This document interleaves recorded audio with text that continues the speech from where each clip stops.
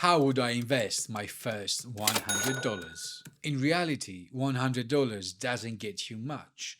And therefore, what I would do is I would really prioritize getting my knowledge straight when it comes to the most important topics of money, personal finance, and business. And therefore, I would use the $100 to buy these three books. I would buy this book by Gavin Jackson, Money in One Lesson. It essentially teaches you everything you need to know about money on a basic level. And it is a good stepping stone for you to step into more advanced things. Then I would buy the all-time classic, Think and Grow Rich by Napoleon Hill. Because in essence, money and everything around success comes first with mentality. You need to get your mindset straight in order to be able to get the courage to get into that first step.